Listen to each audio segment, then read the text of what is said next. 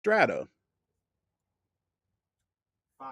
You got 5. Okay, I'm gonna tell them to you. Long form. Let me know when you're ready.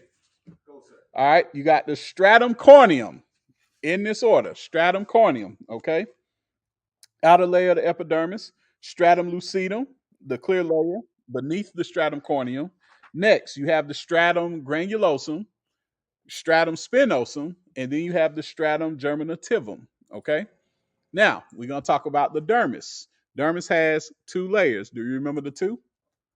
Um, Papillary, That's right. reticular layer. Reticular layer. Yes, sir. Let's go, Stroud. All right. Now we're gonna talk a little bit about the papillary layer. Right, lies directly beneath the stratum germinativum, which is the bottom portion of the epidermis. Okay. um, Contains small cone-shaped projections of elastic tissue called papillae that point upward into the epidermis. All right. The reticular layer, deeper layer of the dermis, supplies the skin with oxygen and nutrients. The reticular layer contains the following structures within its network. Before I read them off, can you tell me any of them? They are one, two, three, four, five, six. There's 7. Can you give me one? No, sir. Yes, you can. I You can can't. get you can give me at least one. I mean, everybody has this in it, or else we wouldn't be able to be living. Cells. Okay, excellent, awesome. That wasn't the answer I was looking for. Hmm? The answer I was looking for was blood, but we'll go there. So, reticular layer has fat cells, sweat glands, blood vessels, hair follicles, lymph glands, erector pili muscles, and oil glands. Why are we talking about oil and oil glands? She's Queen. What's up, Queen Lex? How you doing? Thank you, Queen Lex. All right. So while we talking about that, sebum is what?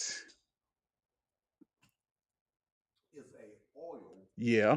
What kind? Mm. Is it processed or natural? Natural oil. Natural oil provided by your own body, sir. Yes, sir. Right? Okay. Cool. Let's see what else we gonna talk about.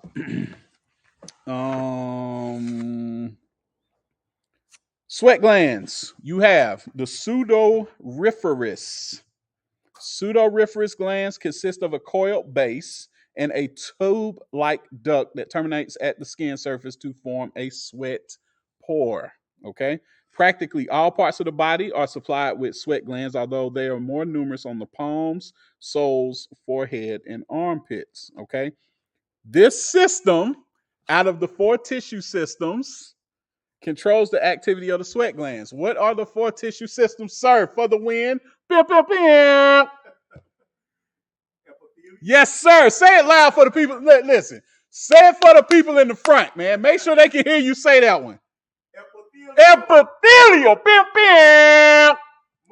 Muscle, connective, and nerve, right? Out of those 4, this system controls the activity of the sweat glands, which regulate body temperature and help to eliminate waste products like salt and other chemicals from the body. Which one of those 4? Would that be connected? Nope. No. Keep going. Nerve. Nerve is correct. Nervous system controls the activity of the sweat glands. Good guess, sir. Good guess. Good guess. All right. Now we're going to talk about sebaceous glands or the oil glands. Okay. Sebaceous or oil glands of the skin connected to the hair follicles. They consist of little sacs with ducts that open into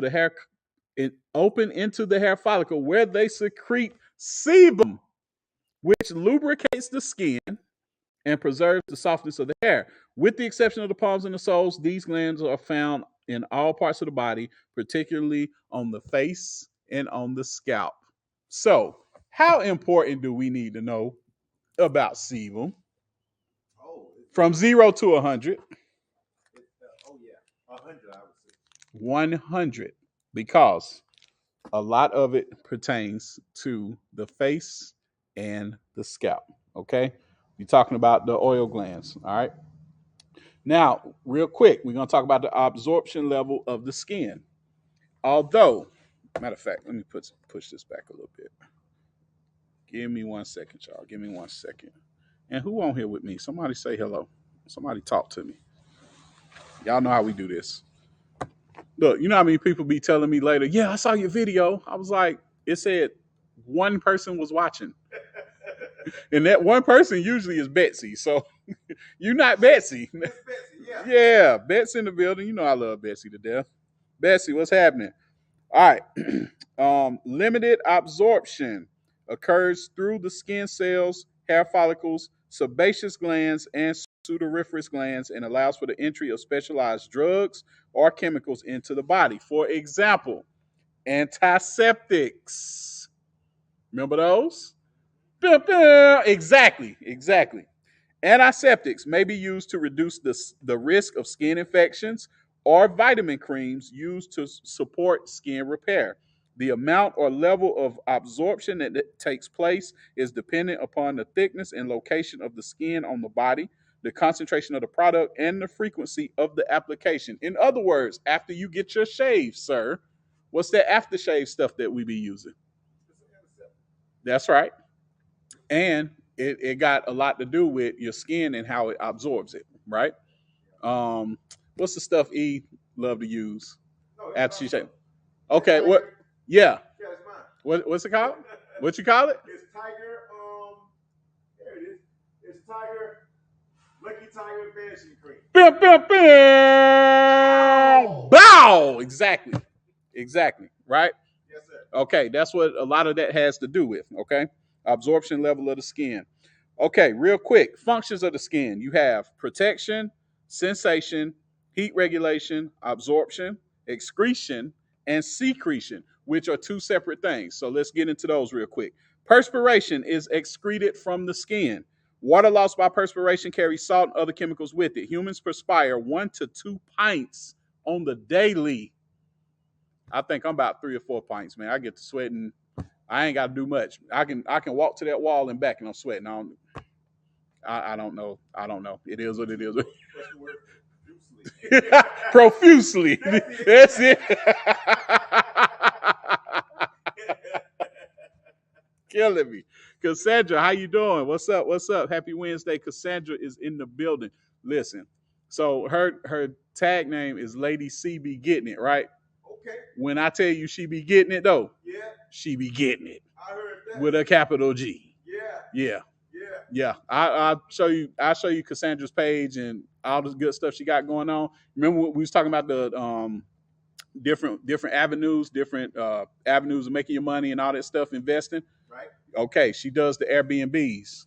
Oh, that's what's up. And she do her motherfucking thing. All right. Now, Okay, I'm telling you, she do her thing. But I'll show you all that stuff. I'll show you her page profile, her work, all that good stuff. Like she getting it for real. So shout out to Cassandra, one of my classmates. All right, secretion, sebum. Yet again, how many times have we said that now in the past 10 minutes? 4 or 5 times. 4 or 5 times. Starting to let you know something real high percentage, something real important, right? Perfect. Sebum is secreted by the sebaceous glands, lubricates the skin and hair, keeping them soft and pliable. Sebum secretion is affected by hormones. And guess what else? Start with S. Of all things, guess what else affects your sebum secretion? What you say? Not sweat. No. You already said Stress. Stress. Okay. Sebum secretion is affected by hormones and emotional stress, which may increase the flow of sebum. Emotional stress. Think about that for a second. Now that's not necessarily a test question, but that's a real life concept to think about. How bad stress affects you, even especially with things dealing with your body, but even with things dealing with your hair, even with things dealing with your scalp and your face. You under stress, and that's affecting how you excrete your natural oils. Ain't that crazy? Yeah. Something to think about, right? Yeah. All right, cool. see what else we got from here. So we're gonna jump to chapter 10, properties, disorders of the hair and scalp. That was properties and disorders of the skin. We did like the full court press version, right?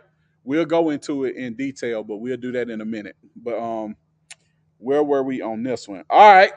All right, y'all. Y'all bear with me with my student. I ain't gonna say what his name is. I ain't gonna say no names. I ain't gonna point no elbows. But y'all make sure he get this one right, okay? Hair is an appendage of the skin in the form of a slender thread-like outgrowth of the skin and scalp. It is composed chiefly of a fibrous protein called blank for the win. Keratin. Bill, Bill, Bill. Yes. Bow. You gotta give me some on that one. Stop playing. Come on. He finally got it, y'all. Every time y'all see this man, y'all say, hey, what's that fibrous protein? Start with a K. Bow! Man, get in that screen. Let them see you real quick. They ain't even see you good, man.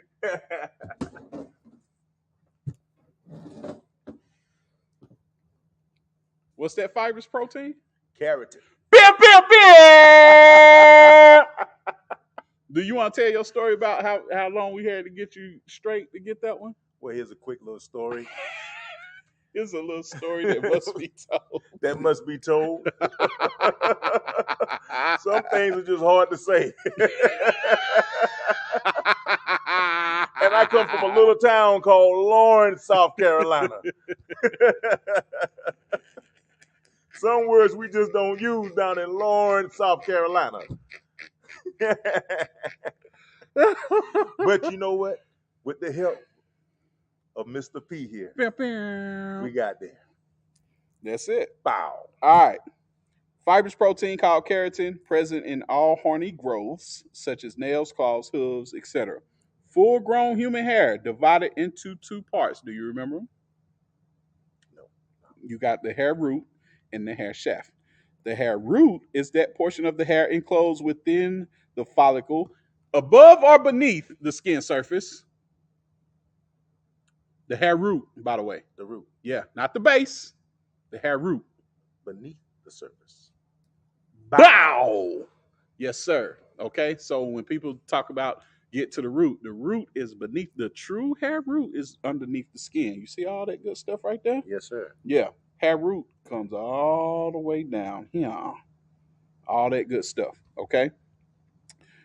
The hair shaft is the portion of the hair we see extending above the skin surface. So all this is the hair shaft that we're looking at. Okay. Let's see. Hair follicles distributed all over the body, with the exception of where? This is a medium to high percentage question. So, hair follicles distributed all over the body, with the exception of two places.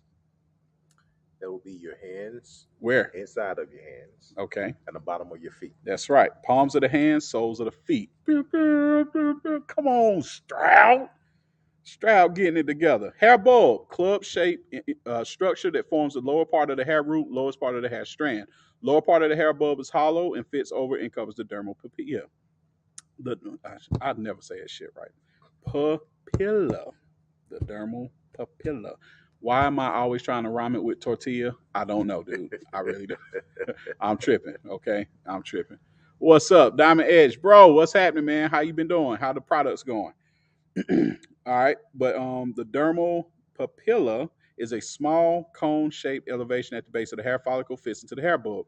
Dermal papilla contains the blood and nerve supply that provides the nutrients needed for hair growth. Because of that, some people refer to the dermal papilla as the mother of the hair. Okay, one more time though, for the people in the back. Dermal papilla contains the blood and nerve supply that provides the nutrients needed for hair growth. Are we talking about products that you apply on your skin? No, sir. No, we are not. We are talking about the shit that naturally comes from your body. So, a good diet. Look who pulled up. Look who pulled up on this. Who was it? Look who pulled up. I'll go check out the car. Just go check out the car. Look who pulled up. I'll be right back. Actually, we'll be right back. We just hit that 15-minute mark. That's usually the length of our intense study. We will be back though. I know, right? We will be back, y'all. I'm your instructor, Pierre Huey, aka Mr. P. The P is for patience today. The P is for perseverance. Because somebody got that fibrous protein called what? Carrot. Pew, pew, pew! Wow. It's Wednesday. Let's go.